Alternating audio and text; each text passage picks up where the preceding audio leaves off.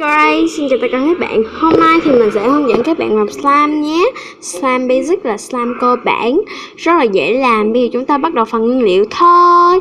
Đầu tiên thì chúng ta sẽ cần keo sữa. Keo sữa thì này mình đã chắc ra rồi. Keo sữa ITM á các bạn. Sau đó là activator, mình đã pha sẵn rồi. Đây là bịch bao ráp của mình nè. Sau đó thì các bạn muốn slime các bạn mềm thì cho lotion vào. Và mình muốn slime của mình đẹp thì mình cho kim tuyến vào cho nó đẹp thêm. Và baby oil màu taupe, là cái này là optional, các bạn không cần thiết. Sau đó là đồ đựng đồ khuấy. Ở đây thì mình đã chắc keo vô cái tô rồi, mình chắc rồi. Bây giờ mình sẽ cho lotion.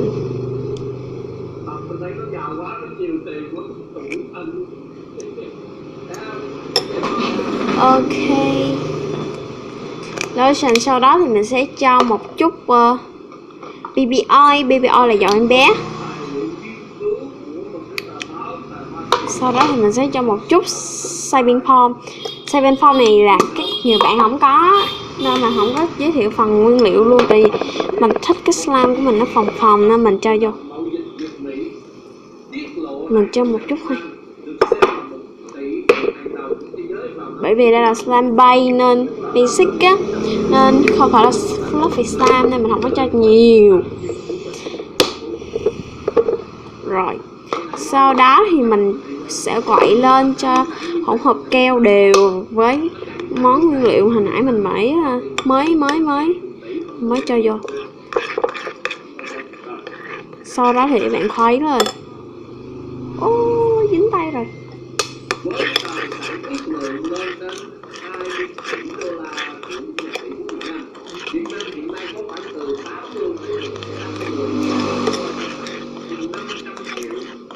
Sorry các bạn nhé. Nếu như mà các bạn nghe được cái ai nói đó thì các bạn thông cảm giùm mình. Trộn đều lại thì mình sẽ cho activator vô. Là bạn nào đã biết cách pha rồi thì tua qua, còn bạn nào chưa biết thì mình sẽ nói luôn là 250 ml nước ấm và 1 muỗng cà phê borax. Thì mình muốn cho borax của mình nó được đặc hơn á, thì mình cho 1,5 muỗng vô. Đây là cái sữa.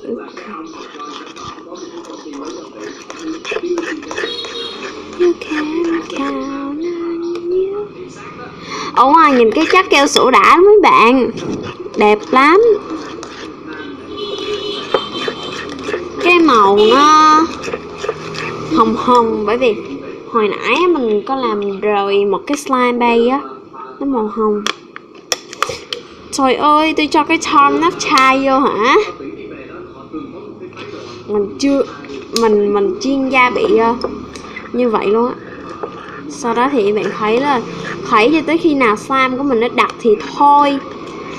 Nhưng mà khi cái phần slime của mình nó kéo sợi á thì các bạn nên nhớ là phải mix nó cho slime nó được mềm mịn hơn.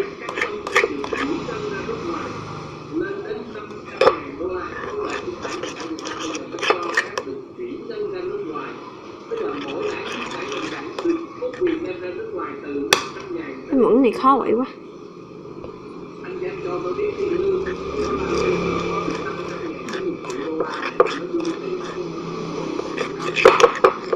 Và các bạn có muốn mình làm vài video clip nữa không? Hướng dẫn về slime, khao slime này nọ.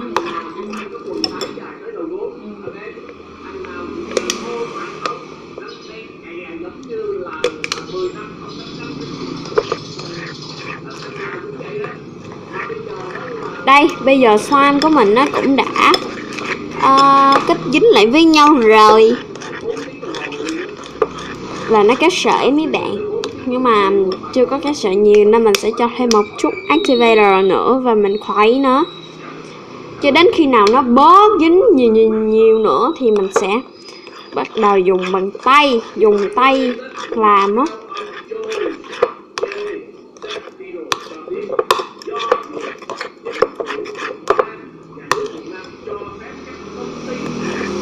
Thì cái ánh sáng nó không có được chất lượng như slime màu khác. Mong các bạn thông cảm, bởi vì là mình chỉ có cái đèn lá, cái mình chơi yếu thôi.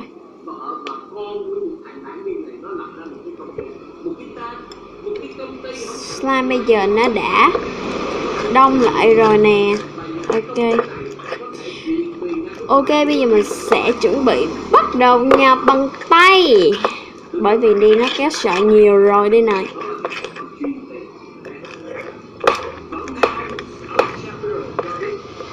Cứng quá các bạn. Ok, sẽ bắt đầu bằng tay. Bằng tay thì hơi dơ một tí, nhưng mà cái slime của mấy bạn thì nó sẽ rất là mềm và mịn luôn.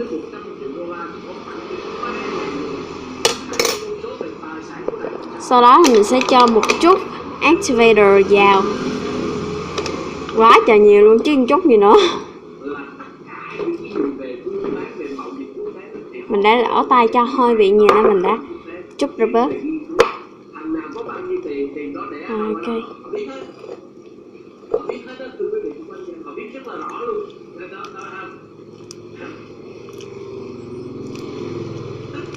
Các bạn cứ kéo nó như thế này, nhưng mà cái lúc các bạn kéo thì nó sẽ hơi bị đứt gãy, bởi vì là mình cho activator đó hơi nhiều.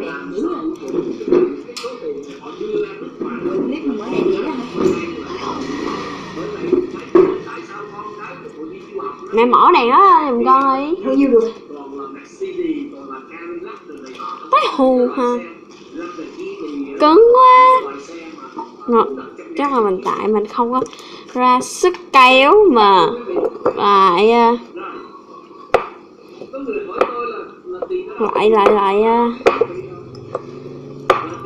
cho activator mà cứ trộn hoài. Nhưng mà mấy cái bạn như là mới lần đầu chơi được slime á, nhưng mà không hề biết gì về slime cả, mà mới lần đầu chơi thì như vậy thì sẽ không dính tay và cảm thấy là mềm, nhưng mà theo mình thì nó sẽ cứng. Hồi ơi, mình phải cho lotion thêm. Chắc là hồi nãy mình là cho lotion hơi bị ít.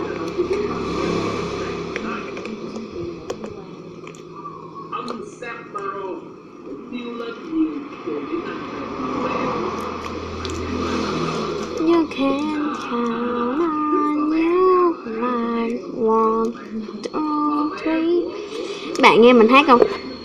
Ca dở lắm.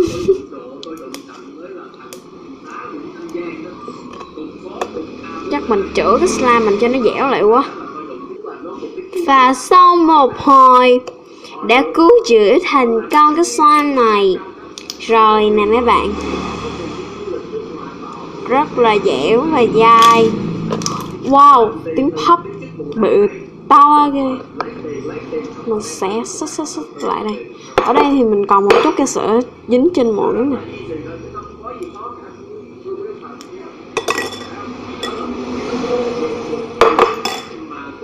Xích lên.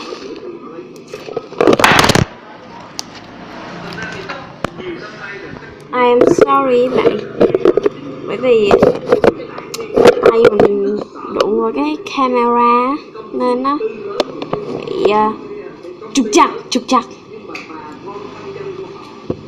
Ok, slime của mình đã làm xong rồi đây nè, cực dẻo luôn đấy. Nhưng mà mới đầu thì nó cực cứng luôn đó. Ở đâu sáng nhỉ? Đây ha. Cái này là cái gì đen đen vậy? Cái cuộn chuối á.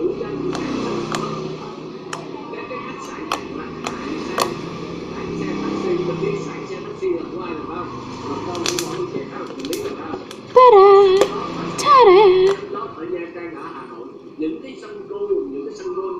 Đây là cái slime mà mình mới làm xong, nó rất là mềm, nhưng mà mới đầu thì mình làm ra thì nó rất là cứng. Màu trắng nhìn cũng đẹp hết mấy bạn, nhưng mà mình không thích. Mình sẽ chọn màu vô, màu gì bây giờ? Mình sẽ chọn màu xanh lá ha. Ok. Nhưng mà màu xanh lá thì mình không có charm gì cả. Ok, mình cứ cho vô luôn. Mình đặt tên Isham Sam. Chưa nha, để swirl làm hình bông hoa xoắn ốc. Tôi đâu có màu vàng đâu mà sao thấy màu vàng trời. Màu xanh này nhìn đẹp lắm mấy bạn.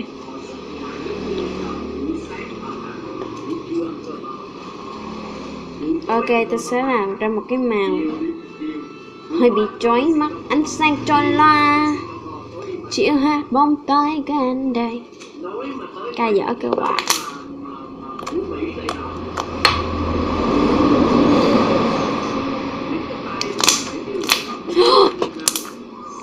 Quá đã.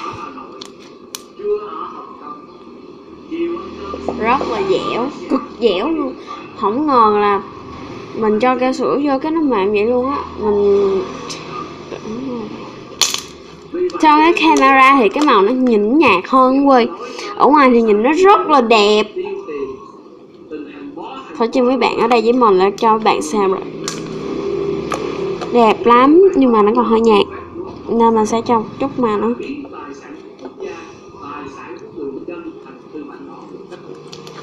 cho thêm giọt nữa.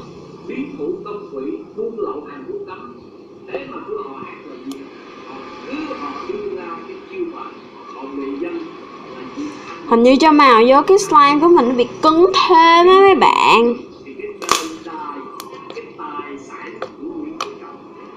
Nhưng không sao, hoặc mình sẽ chữa slime này nữa. Cái bệnh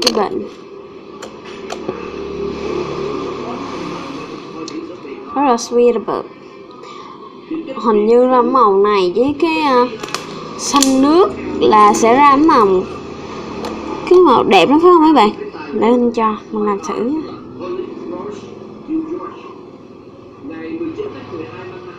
Mình cho 2 giọt thêm để cho màu nó đậm đậm cái này. Vô camera nè, nhìn vô camera nhìn đẹp kìa.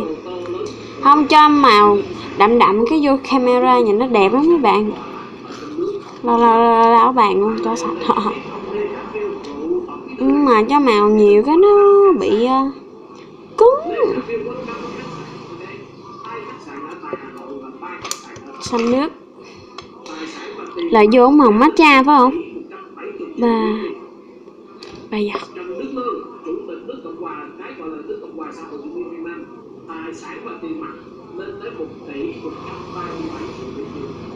Giá màu gì phải chơi. Ủa tôi nhớ là cái một cái màu đẹp lắm, không có giống như cái này đâu.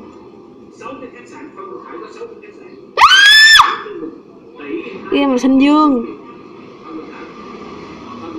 xanh đậm á mấy bạn. Không phải vô camera đỉnh kia dưới ra màu cái màu xanh dương mà nó đậm, cực đậm luôn á, mà nó nhạt ra thành màu xanh nước.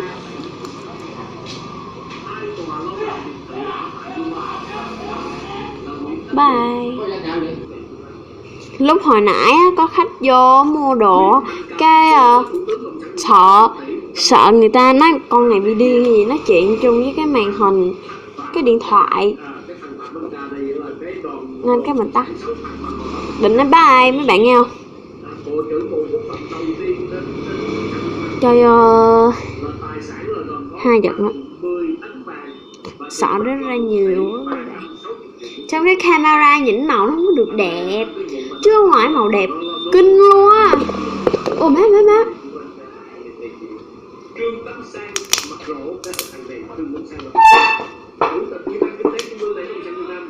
có người nữa mà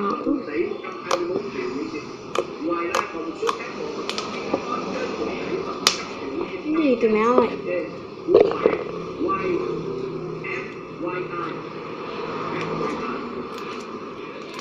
Và các bạn làm slime xong rồi thì phải để qua một ngày nhé, bởi vì không thôi thì sẽ bị fail. Và video của mình đến đây kết thúc rồi. Các bạn nhớ like, share, subscribe giùm mình để mình đạt tới mức bạn nhé. Bye.